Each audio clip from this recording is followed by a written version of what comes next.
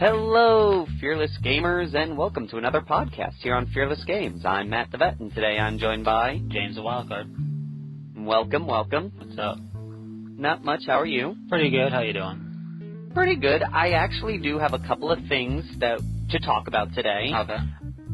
First and foremost to people, thank you for giving us your lists for your ideal Forge World list there. A lot of people asking for Titans and Thunderhawks, I did notice. Because they're awesome. They are awesome, indubitably, doobly. And there was a question given to us on the last one. We will get to that in a moment. Yeah. But first, I've got a couple of things that I wish to discuss. All right. First, going to get the non-wargaming stuff out of the way. I recently saw the new Dragon Ball Z movie. Oh, the Battle of the Gods. Yeah, that one. It's actually not bad. That's cool. And one of my favorite things about it is, like you, I'm a huge Vegeta fan. Yeah. He's probably my favorite character in the show. Cool. There is a moment in the show where not only do they visually display, not only does a character say it, but Goku also admits to it that there is a moment in the film where Vegeta surpasses him. Oh, there you go. Like that's like a consolatory prize, or whatever the term is. It's a consolidation prize. They actually had it where he does it for a brief moment. Yeah. Where he does something in the film that makes him the better, and it was awesome.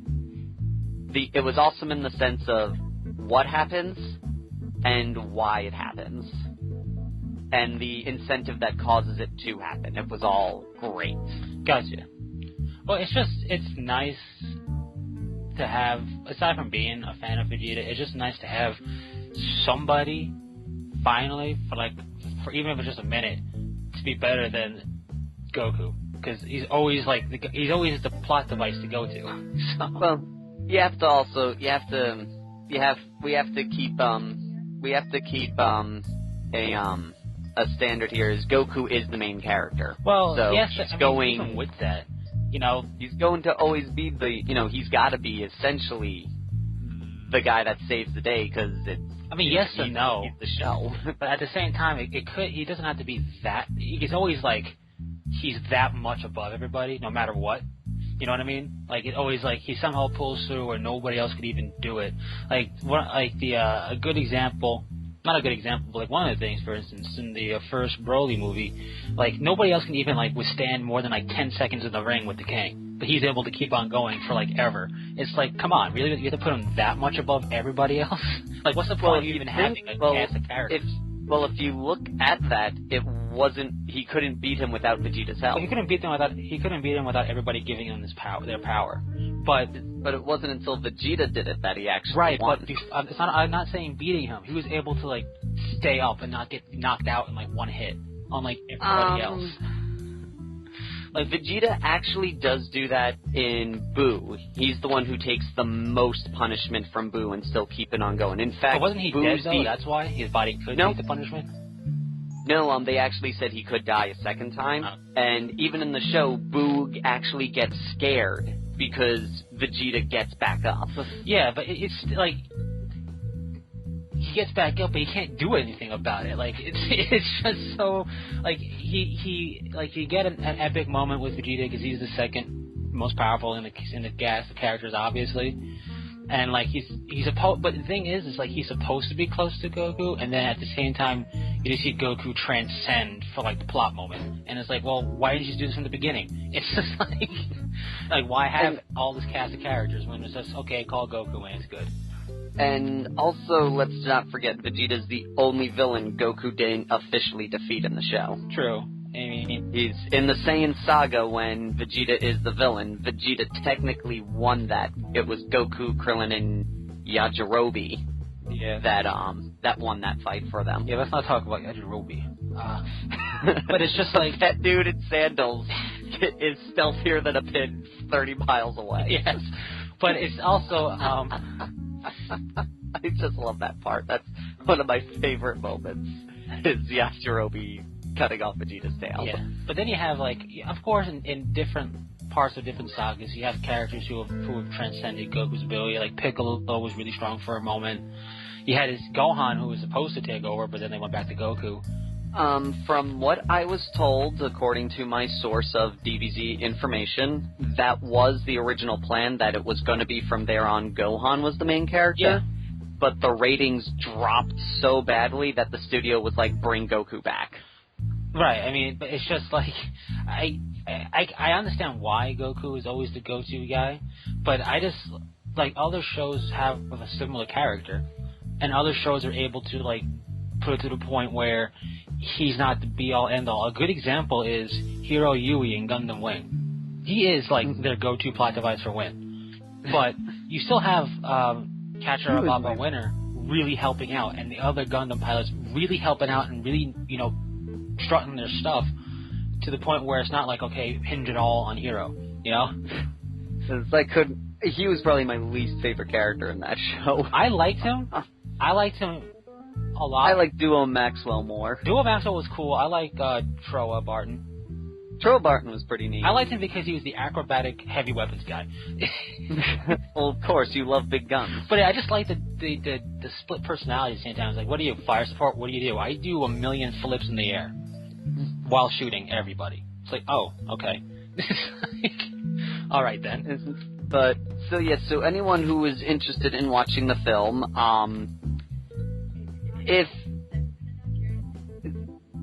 okay, hold on 1 second.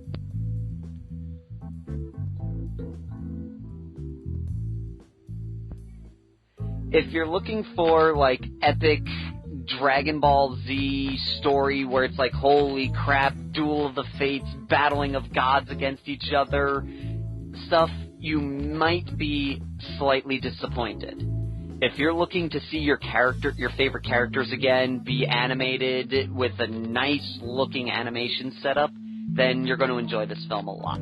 But if you're looking for, like, grand epicness to the be-all, end-all, you may find this film a little lacking. But all in all, I enjoyed it a lot. I would say it's in my top 5 favorite films. That's cool. Of the Dragon Ball Z series, it's in my top 5. Though I can't decide which are my 5. I find it varies depending upon, like, the day. So, anyways, let's get off of this topic for now. I'll get to you later. Let's see. Second thing is, let's go to the question that Ninja Wolf Hybrid asked us, which is, do we have any favorite crossovers? Events like Secret Wars or Infinity Gauntlet certainly count. Any crossovers you would love to see? Thundercats meets He-Man, anyone? And just for the record, there's a plot summary of Secret Wars on Wikipedia. Oh yeah, that's right, because we weren't 100% sure what the dealio was with Wikipedia's, with Secret Wars. Yeah. So yes, is there any favorite crossover event that you like, and is there any crossover you would like to see happen? Ooh,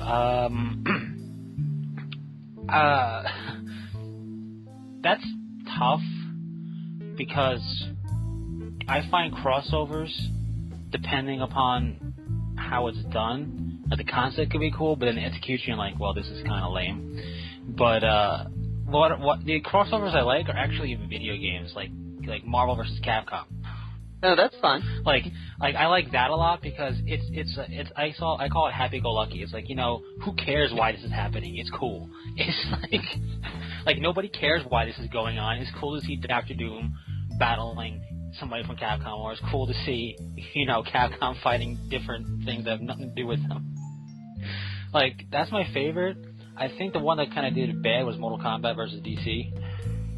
Like, I love Mortal Kombat, and it could have been really cool, but I just think it was a bad game. But I actually once met one of the writers to the original Mortal Kombat. He came into the store one day to buy video games. Yes, fearless gamers, there was a writer for that game, because the game there was a plot. The game has a plot, believe it or not, and actually it's fairly complex when you start getting into the characters. It was very complex, and there actually was a legitimate plot. Like, the video game movie actually followed it pretty well. Yeah, like, it was... Like, I don't get why people hate that movie. I didn't think it was that bad. Which movie? the first Mortal Kombat movie. Oh, no, nobody hates the first one. It's the second one. Oh, I always hear a lot of people trash it, and I'm like, what are you talking about? That film was great. It's, the first Annihilations was the crappy one. Oh, yeah, no, I've never really heard people complain about the first one, aside from just thinking it's cheesy in general, and they just don't like that series. But the second one was, it was permanent facepalm the entire time. Like, Scorpion looked a bit better, but I couldn't even appreciate my favorite character. That's how bad it was. But, let's see. If I were to choose my favorite crossovers, thank you. I haven't read much crossover events, so it's hard for me to say which one I'd say is my favorite. Right. One that I would like to see, oddly enough, would be Moon Knight vs. Batman. That would be an interesting one. That would be. Because they're both, because everyone says Tony Stark is the Batman of the Marvel universe, but after reading a bit of Moon Knight, I feel Moon Knight is a more closer comparison. He has the same. Yeah, a lot of people do consider Tony Stark the Batman of the series. See, I didn't know that. I thought people just constantly threw them in fights against each other because they're two really popular characters. Yeah, I think people usually consider him and Black Panther the Batmans of Oh yeah, I've always thought Moon Knight, just when you look at him, he's kind of like a Batman with a power. Yeah, he's got a mild superpower. He doesn't have that big of one, as far as I'm aware. Well, it's mild, but it's very good. But like between them, I'd say would be a really interesting fight would be between those two characters. Yeah. I'd like to see that happen. Oh, that would be cool. And I always liked his reasoning for why he wore white. I don't remember his reasoning. It was, I don't know how true this is. This was in when they brought him back.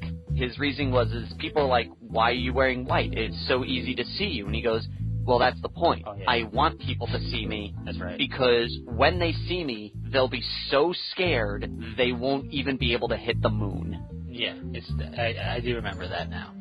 I thought it was something like that. But no, that would be a good fight. Batman vs. Predator was a fun little crossover thing. Even though I don't care how good Batman is, it's Predator. Yeah. Yeah. Okay, I think we've established quite well that we do not believe that Batman is the beat everything of the comic book world. No, I never really understood why Batman was thrown out. Like now, I'm not saying there's no Marvel character that way either, in my opinion. Yeah. Well, there's no character that's really the will beat everybody type of scenario. People could argue certain, maybe Silver Surfer if you actually wanted to fight. Silver Surfer, maybe even what's that guy? From DC Spectre. Yeah. The Spectre could technically. I mean, there are, and that's my point. Like, why is it Batman, the guy with no superpowers, except for the ability that he's a perfect human being in all aspects of monetary, physical, and intellectually, and capability-wise? Aside from being that, why is he probably one of the more underpowered characters, considered the be-all, end-all? Yeah. Everyone says he can beat Galactus if he had prep time. And what's with prep time? How does he get prep time? What is the other dude doing with this prep time? See, when they say prep time, I never really understood that either. But at the same time, I never really thought it to be that the other character can't do prep time. It's just that I view prep time as what Batman does versus what the person he's fighting does. Is that Batman, they say he's just able to like critically study and do all this stuff. But it doesn't matter. You can prep time all you want. But if you don't have an anti-tank weapon, you're not going to destroy that tank. The argument that I always felt is like that Batman gets prep time. He sits there, he goes, okay, I'm fighting this dude, this is what I'm doing, and he plans it out. And he always will win against the other person. But then I'm always arguing, but if he's sitting there going, okay, this is who I'm fighting, this is what I'm going to do, this is how I'm going to do it, doesn't that mean the person he's fighting is doing the exact same thing? What is it about Batman's prep time that makes him this godlike being over the other dude's prep time? I don't know. I think it's because we see him always preparing, and that's why. You never really see other characters prepare. I guess, but still, it's silly. But it is silly. I can't think of a crossover that actually happened where I really enjoyed it. So I can't answer that half of the question now.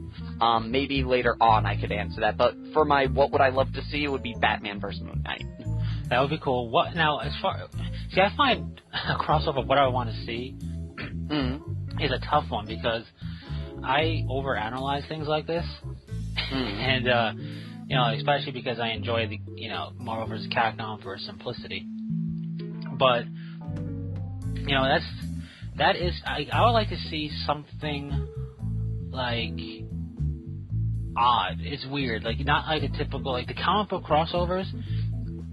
They're cool, but I'm like done with that because not because it's anything bad. It's just that it may happen, it may not happen anyway. So why I just can't. If I were to throw out like a fanfic one, like one that would never possibly happen, but I'd be curious to see what would happen, would be if the Team 4-star version of the DBZ cast met the actual DBZ cast. Not like the voice actors, like their character personas. Like if Team 4-star's Vegeta met regular Vegeta, what would happen? That would be terrible. that would be absolutely atrocious. Or if Team 4-star's Nappa met DBZ Vegeta, that would be hilarious. That still sounds atrocious. Or even half of them. Nothing about that sounds good. There's nothing good about who you are or what you do. But that would be interesting. It would also be interesting to see the two Gokus hang out, because like I could just see the regular Goku going, "Are you okay? Like, really? Are you fine? Do you want food? I mean, I'm all for it, but what?" I mean, there's a dude fighting here. Why are you focusing on dinner? Yeah. Because you haven't seen the Team 4-star versions, right? I've seen enough of them. Because that's like one of Goku's things in that show is no matter what's happening, food is on his mind. Yeah, so food is delicious. Food is delicious, but there's a time and a place. Yes. Granted, for anyone who's a fan, me and our camera girl, we watch that show religiously, so don't take this as us thinking that show is bad. It's just that it would be it would just be a fun interaction. It would just be a terror bed crossover. It would be something that you just shake your head at. But what I would have a crossover I would like to see kind of like a triple threat crossover here. And it's not so much like the story arcs, but the certain things from them. I like to see Skynet meet Gladys's Aperture Science stuff meets the villain from Oblivion, the movie. Oh, I haven't seen Oblivion, so I can't say. I'm not going to say anything about that, so people who have seen it can know what I'm talking about. It kind of fits that similar limelight, but okay. I would like to see those things come together, and it's kind of a "what the heck are you" type of situation. Because I think, especially Skynet and GLaDOS, I think GLaDOS is just a twisted version of Skynet. So, like in a way. So I think GLaDOS meeting Skynet having its Terminators and GLaDOS having its dysfunctional turrets. Those orbs. Yeah, having its dysfunctional turrets and those cubes and everything. I think it'd just be hilarious just to see like that something like that. A T-800 meets the companion cube. Yeah, or T-800 meets like a turret. I don't hate you. Yeah. Goodbye. I mean, it'd be kind of pointless. But it'd be funny. I think it'll be an interesting interaction. It would be interesting. So yeah, Fearless Gamers, let us know what crossovers you enjoy and which ones you would like to see as well, because that would make it great. Going off of like we said with the things, because now that the page is uploaded, we've had a list. One list was for a Manta, Reaver Titan, Phantom Titan, Wolfhound Titan, and Fellblade. Great choices. I would love to have all of those as well. Another one was a Phantom Titan, Reverend Titan, awesome choices because Eldar, yay. Vampire Raider, also again, Eldar, awesome. And the Imperial Fortress Walls, which is a pretty set. They are. It is a pretty set. It's a great piece. And a Thunderhawk. Also, he wants the Baneblade that's in the arch of the Fortress Walls. Gotcha.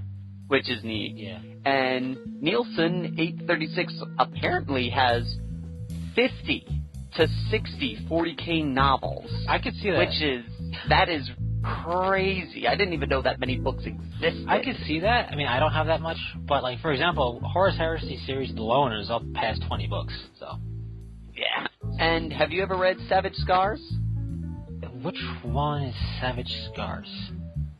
That's the one that he's currently reading. I gotta look at a picture of it to see.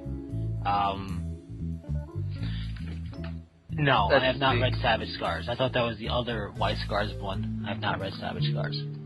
Okay. But yeah, it's cool. So going off of 40K. Okay. If anybody has $12,000, they can buy the entire chapter of Ultramarines. Yeah. 1,200 Space Marine models, nearly.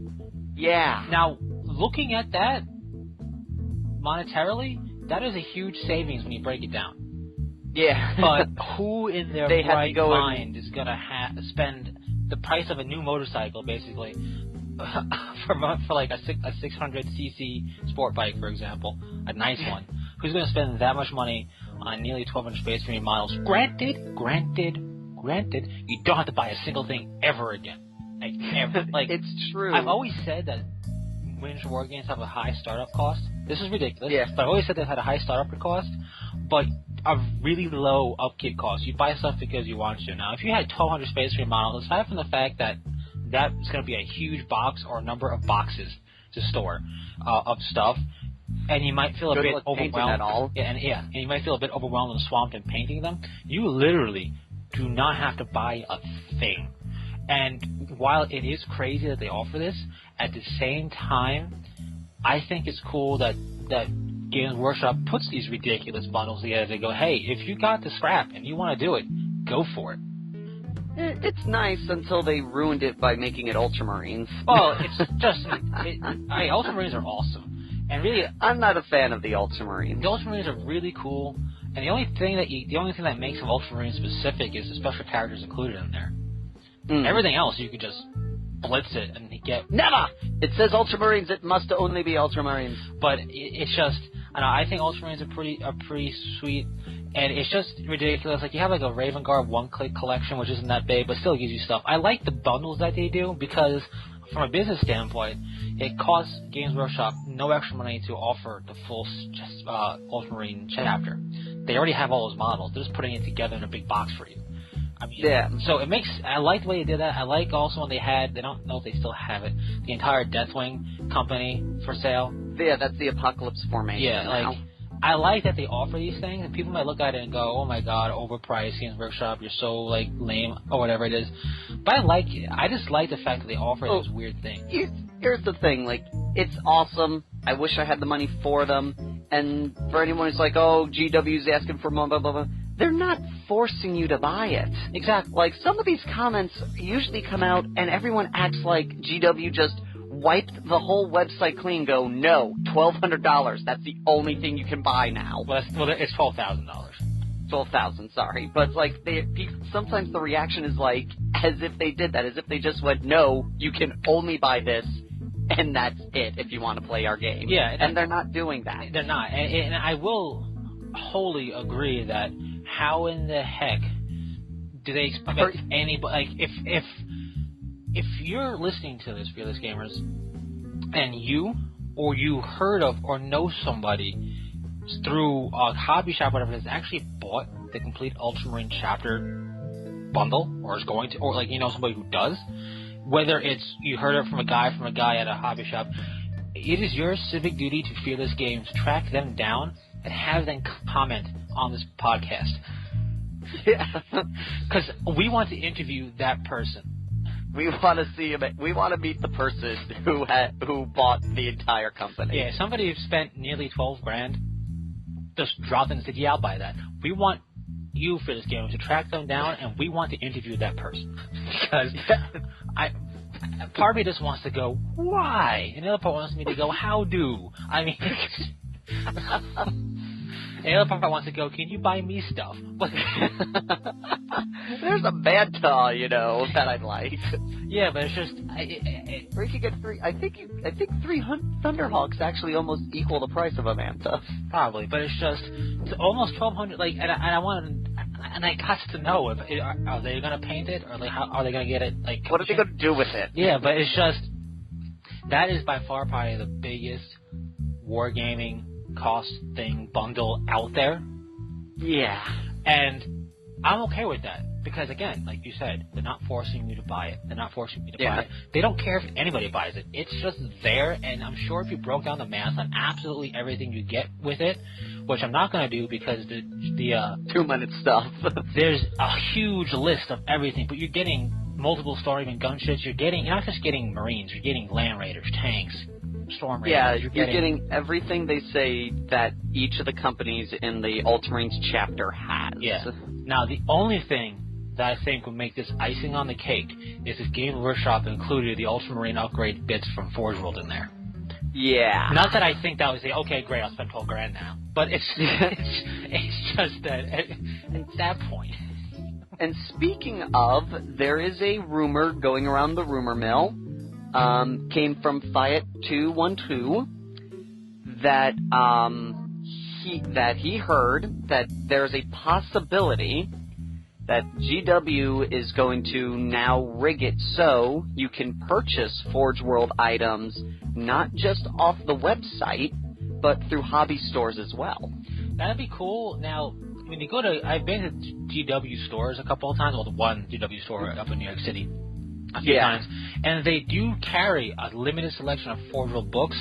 And they do sometimes have like a shoulder pad thing deal, a Javi in there. Yeah. And you can order this through them to get it shipped to them, no problem. Now, this is where the source comes from with this. Actually, speaking of what you just mentioned, this is a great example with that.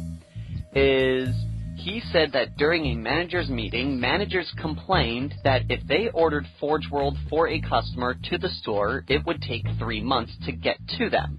But the same customer could order it directly, and it would take less than 30 days. On the most part, it takes roughly about a week. 2 weeks the most, usually, to get something from Forge World via depending on what it is. My type took a little longer. Yeah. Well, you get express shipping on that, so it kind of makes up for that. You're not getting the slow delivery when they finally send it out. It definitely doesn't take months. Yeah. It takes roughly about 2.5 weeks, roughly, to get your stuff. Yeah. He said all the managers had the same complaint, and the HQ rep then said he would fix it by allowing it to be sold at the store level. If what he says is true, it sort of makes sense now with the shipping to your house. Yeah. Now, speaking of Forge World stuff, we know the announcement of Book 2, and what I feel like is they're offering more. I don't know all the 4 legions that are gonna have exactly in that book. They officially announced it's going to be the Iron Hands, the Night Lords, the Salamanders, and the World Bearers. Yeah, the Word Bearers. Okay. And they also confirmed that Logar and Ferrus Manus are going to be in it. Yeah, they better be. But yeah. And apparently characters from novels are actually going to make appearances as characters. I like that they do that. That is cool. They making them like official canon. Yeah, did it in the first Horus Heresy book too from them. And I had a feeling it was going to be Word Bearers and Night Lords because they just announced upgraded shoulder pads and Land Raider doors and Rhino doors for them. And they have an Iron Hands Legion Contemptor Dreadnought and Iron Hand shoulder pads, which is cool. Now, the nice thing about the Iron Hand shoulder pads, Fearless Gamers, is you just get those freaking normal Iron Hands. And now you don't have to worry about painting or trying to find a decal or buying the transfer sheet from Forge World. You get them with silver hands now. So, I mean, that's cool. I like that that's the one thing I do like about Forge World is when they do these books, they offer these to you to use. Now, granted, the Word Bearer's shoulder pads post-heresy are different than pre-heresy shoulder pads or during the heresy era shoulder pads. Which I do like that. Yeah. I like that idea. No, it's cool, but at the same time, you can still run these on your Word Bearers if you wanted to anyway. Nobody would really care. Yeah, because the legions It just maybe some dude's armor was never changed. Yeah, and you have Night Lords. The Night Lord stuff is close enough where you could just buy these shoulder pads and run them if you wanted to anyway. Yeah. So that's... The only real difference is the heads, really. Really. And those, you can just get those heads and use them anyway if you wanted to. Yeah. You. Mix and match. Yeah. So I think that's pretty cool in Forge World part. That, that's one thing I like, and that's the one big reason I would like to see more Forge World support at stores, because it's just going, hey, you know what? I want to get these shoulder pads. I don't instead of buying them all the way from the UK. Well, the one thing, though, is the only thing that I am concerned about with this is a price hike on the Forge World products. Yes and no. I mean, you might see something, but it might be. I don't think you'll see anything ridiculous, really. But that's my only concern with it. Yeah. Is that, and also on the other front is the quality of models may suffer from them trying to mass produce more at a time. Maybe. Those are my only two concerns, but it's not like I'm not happy. Like, don't get me wrong, I'm excited to see if this happens. Yeah. I mean, I could see the concern with quality, and at the flip side, it may induce higher quality. Because GW will probably give them more money. Well, not even just that. It might go, you know what? We have to make these on the regular, that we can't afford to have problems. Like, now, don't get me wrong, Forge World support for things, it's fantastic. Like I had a problem with my Titan where I was missing a piece, and part of it I thought might have been my fault, or they were just missing it because, you know, once you start counting all the pieces, your mind kind of goes numb a bit, and you might skip one or miss a feather. Especially with the feet. Yeah, and I was missing a foot part. And so I contacted Forge World saying, hey, is it possible that, because I know they cast them to make them, can you cast that part, and I'll buy that part from you? And this was like a year after I bought the model, or over a year after. And they went, they just asked me for the order number. I had the email still, so keep your emails. Mm-hmm. I gave them the order number. They said, okay, we'll ship you the part, no problem. No hassle, no fuss. It's great. Yeah, like one time I lost the metal grid that goes on Helios there, and I contacted them and went, hey, you know, my box took a tumble and I can't find my metal grid anymore. And he goes, well, we can't really replace pieces that you lose. Could you tell me that it wasn't in the box? And I went, it wasn't in the box? Okay, then I'll send you a new one. It's like they're pretty. Forge World, I have to say, Forge World is pretty cool about their GW in general doesn't have bad customer service when they make a mistake. They don't, which is funny because people constantly give GW a hard time. So. Yeah, like a good example was my Terminator Librarian. There was a air bubble in one spot of the piece that I wasn't skilled enough to fix. So I called them up and said, hey, my fine cast kind of had a problem, and they went, okay, what's your address? Okay, Matt, one's coming to you right now. Yeah, like... And it's like, they didn't even question it, they didn't even ask for a picture of this thing. They just said, okay, here you go. Yeah, now of course... I think the same thing happened to, Matt. He said, hey, you gave me 2 left arms, so they sent them a whole new box. Yeah. Like, they're really, and they're cool about it. Now, of course, you know, there's people who can try to abuse that, but I like the fact that which you shouldn't, because that ruins. Because then we'll lose that. Then we'll lose that high quality exactly. service. But at the same time, I don't want to say they're okay with it, but they'd rather get used, I guess. And I'm sure it's happened already. Get used a little bit than ruin customers, because customer service is important. Mm-hmm. Now, I'm sure we're going to get some comments, people having their horror stories of customer service, and that's inevitable. It happens. It's inevitable no matter what company you're with. But the fact that, by and large, I've never had a problem with them customer service-wise at all. Yeah. And I think that's something to be said about Forge World and GW. Like, because I've contacted them for stuff, and it's just like, they don't even ask. They go, what's your address? What's the piece? Here we go. And that's very rarely. I think if they start getting a large number of complaints from a model, they start asking for the batch number, and that's it. Yeah, and that's usually probably to make sure they can fix it, too. Yeah, to make sure they can go, okay, let's find this station and see what's happening. Yeah. So I think hats off to them for that. Yep. Now, yes? Did you have anything else? Because I had a question for you and then Fearless Gamers can answer as well.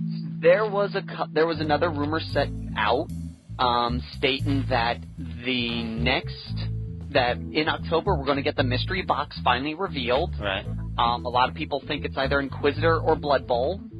I'm hoping for BFG, but I doubt it. Yeah. Then rumor has it is that NIDS are coming out. Mm-hmm. Then Imperial Guard, then Orcs, then Space Wolves. Right. And that it is, and supposedly there's been a little bit more confirmation that we will get supplements for World Eaters, Thousand Sons, Death Guard, Emperor's Children, Iron Warriors, Alpha Legion, World Bearers, and Night Lords. Eventually. And I'm wondering what this conundrum about grab weapons is. I'll have to read that later. Yeah.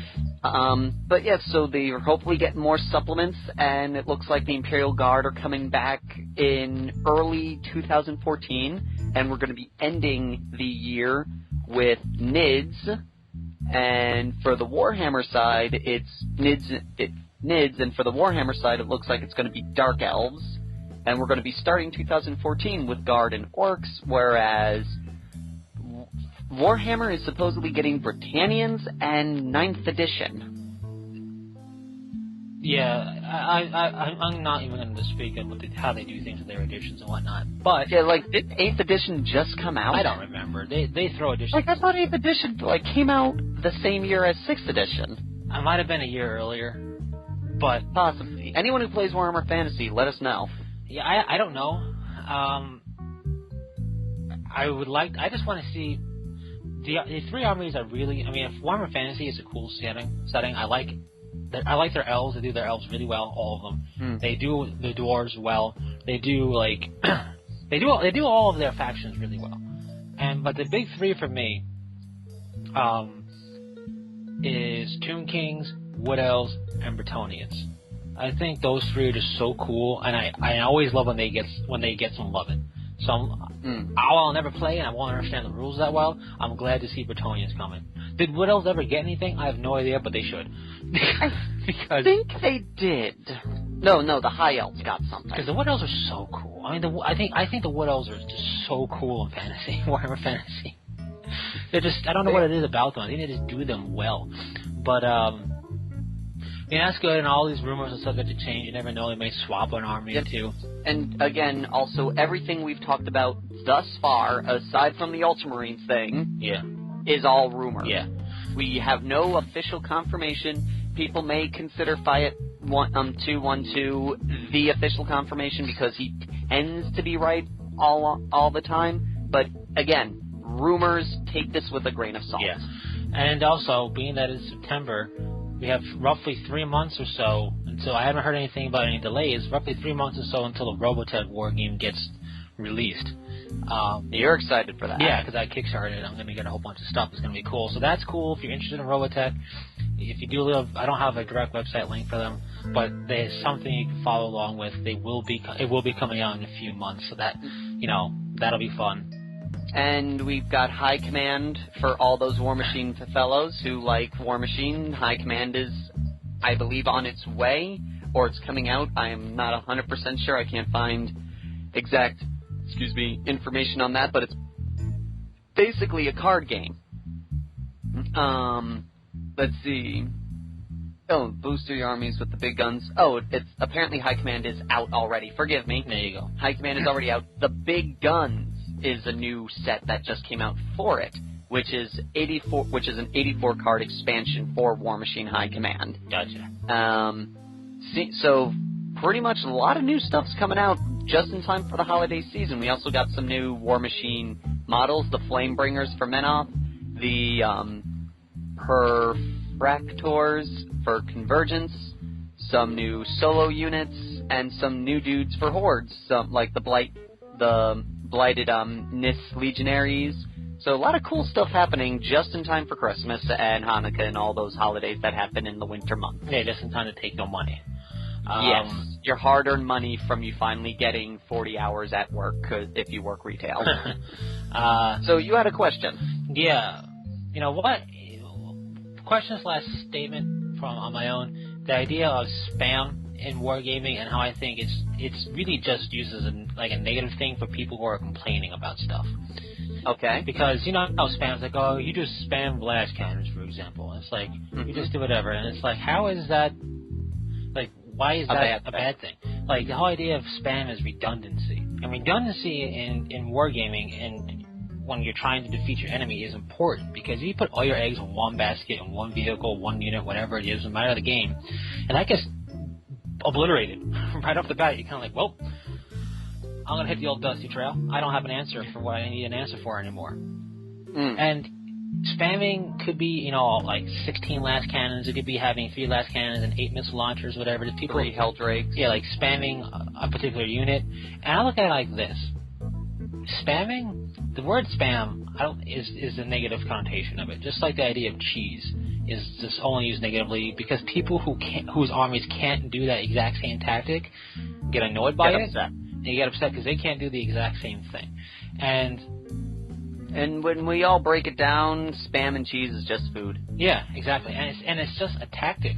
Like, if somebody spams a whole bunch of anti-tank capability against you, you know what you do? You kind of like force them to track your infantry. And you can't directly do that when you're playing, but if you have vehicles, you put them to one way to force them to track those vehicles. You use them as bait to lure all this stuff, and then your infantry has free reign to just destroy the anti-tank, because you shot my squad with a las cannon. You killed Oh no, I lost a dude. Yeah, I lost a dude of my squad.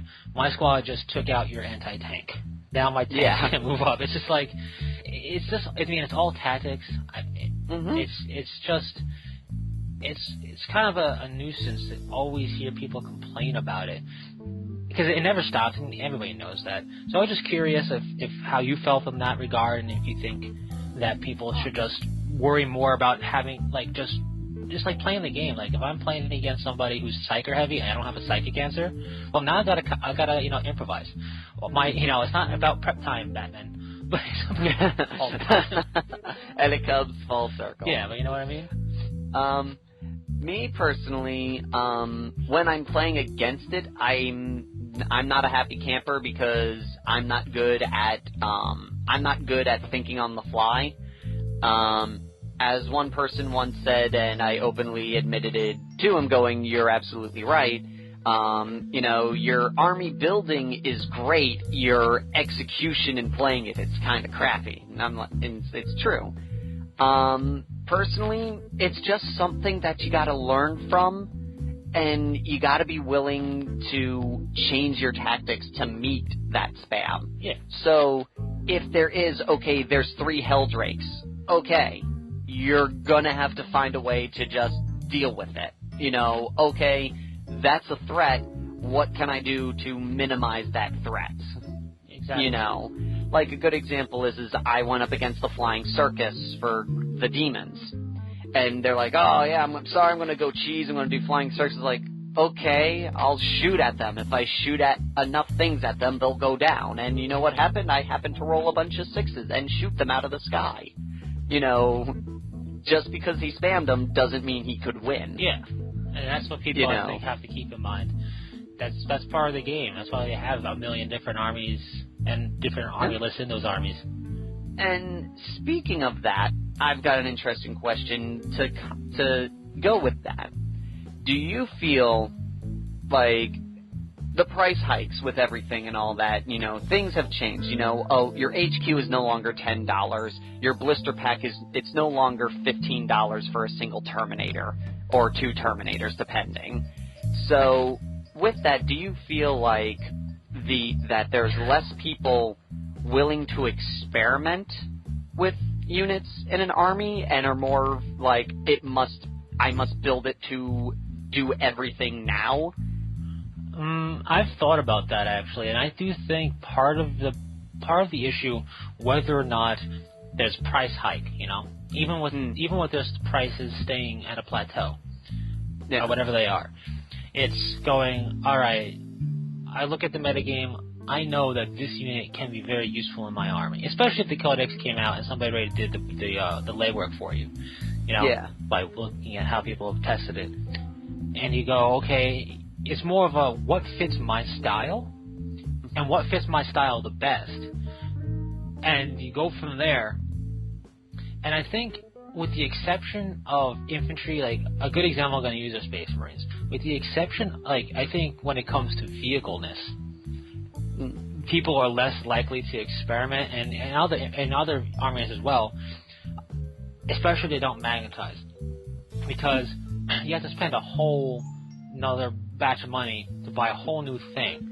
Now, if I wanted to experiment with Space Marine infantry and go, you know what, I think I'm going to have another Devastator squad, what I can do, I can get a Devastator squad box and like a tactical squad box, something like that, to have enough Marines. And if I give them different shoulder pads that are not just marked as Devastator Marines, I got both Marines from the tactical squad. I got a heavy weapon guy. I can sub out my tactical squad heavy weapon if I wanted to. You know? So you kind of have, I think infantry in a lot of armies can fill multiple roles depending upon how clever you are with their markings. Whereas vehicles, a Land Raider can't be a whirlwind. I mean, he just can't.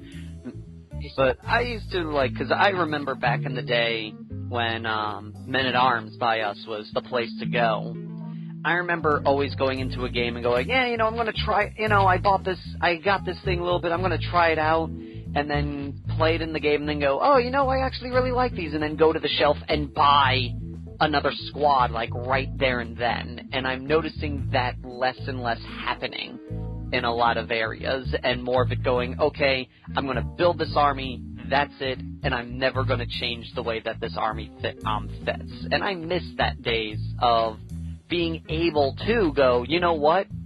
Hey, they got Eldrad in. I'm gonna grab Eldrad right now and see how he plays. You know, I miss having that ability. I think, in a sense, I think part of it is as technology progresses and as hobbies get more and more integrated. I mean, nobody can deny that in the past 5 years or so, wargaming the wargaming community on YouTube has grown by leaps and bounds to be much more integrated and much more stuff out there for you. Combine that with forums and just internet in general, and you have a source where people don't have to experiment anymore. There's somebody out there who had the exact same idea. And, you know, that's no substitute for trying it yourself, because you are ultimately a different player than somebody. But yeah, I think a lot of people are also, pricing is a thing, and you know, pricing will always be an issue. But I think a lot of it now is also just, this is the metagame out there. I think, you know, this is the kind of metagame. If I'm going tournament level, I'm going to do whatever. If I'm not going tournament level, I think people who play more casually will go and buy things and do things, and I think it's less a thing that people just did wargaming now, and it's more a thing of somebody's going, you know what, that would be a cool conversion, or that'd be a cool looking thing, I'm going to get it. You know, it's more for somebody who's, I think, less tournament oriented and more just, I think that looks awesome, I'm going to do it type of thing. Fair enough. I don't know, that's my take on that. It is, because I know for myself, I haven't bought much in a while, I haven't really had to, but yeah, what's cool about it is the ability to just go and go, hey, I'm going to buy this. I used to buy Space Marine Commander boxes every so often because it's just conversion potential. And I think also, and this is just my own, I don't think it's affecting it really, and in fact I think it's helping the conversion potential, but the more and more we get these specific awesome looking models, the less and less you have to try and convert it to make your Terminators look awesome for Deathwing, you know what I mean? Yeah, I already got it. Like, do I need to convert the Terminator at all, or do a kit bash? No, because I have all this awesome stuff right here. And don't get me wrong, you can still take one of those, have a rogue Terminator, librarian different looking thing for Grey Knights. You know, just take that and the arms for Grey Knights, and you got a cool looking thing, maybe green stuff over some icons and whatnot. Or you can take the Terminator arms from the Grey Knights and have an awesome looking Deathwing Terminator with with gauntlet mounted Stormbolter and an awesome weapon. You know. Yeah. You can still do that. It's great. It makes it look even cooler. But I remember back a bit when you just had standard Terminators, standard tactical Marine. You didn't really have much. Yeah. That you kit bash things when you could because it made it look awesome and stand out. Now it is like a less of a direct need if you want to make it stand out. Indeed, we do. Yeah. Also, one thing that I find interesting now, do you think that 30K is going to take over, especially if the Forge World rumor is true? No, I don't, because while 30K is awesome, it is not an official sanctioned body, you know what I mean? Like, I think 30K is really cool. Could you easily play an Eldar army against them? Yes, but I feel like they're their own specific thing, and honestly, I feel that like 40K will never have to worry about 30K taking over. I think it's an awesome thing. I think if the Forge World rumor is true and that does happen, where they can do that, I think it'll just help it out. But I just think because Forge World has always been that thing that, hey, this is for fun. Our stuff really isn't sanctioned. There's no reason why it couldn't be, but I think 30K is just such a radical change. You know, like when you look at point and cost and army composition for Space Marines, it's too different to be fair to play that against like Tau. It's like, hey, I got a 20-man squad of Space Marines. At least for now. I mean, but you know, I got a 20-man squad of Space Marines that cost roughly the same as a 10-man squad. It's not very nice. If they actually in that I think do in the FAQ for that, yeah, they actually did address that issue now, but they did say that this may change when they start throwing in the Xenos into the heresy stuff. Oh yeah, I mean you never know, but as much as I like it, I'm also a big fan of the modern 40K stuff. Like as much as I think the pre-heresy stuff looks cool, every so often it's a bit of an overload, and then I look at the modern stuff in 40K, and it's like, okay, this stuff is cool, you know. And I think we've talked enough for today. With this, we've been getting a little long with these podcasts, so and I have to get going to something. Mm-hmm. So we will end it here. Any of you guys out there, you know, if you give us your 2 cents about your favorite crossovers and what crossovers you'd like to see. Your thoughts on the whole Forge World thing and the Ultramarines kit. If you know the one man who probably bought that, let us know. Yes. And that is all for now. So thank you all for watching. Yes. And until next time, fearless gamers. This is Matt the Vet. Jay's the Wildcard. Saying take care. Peace.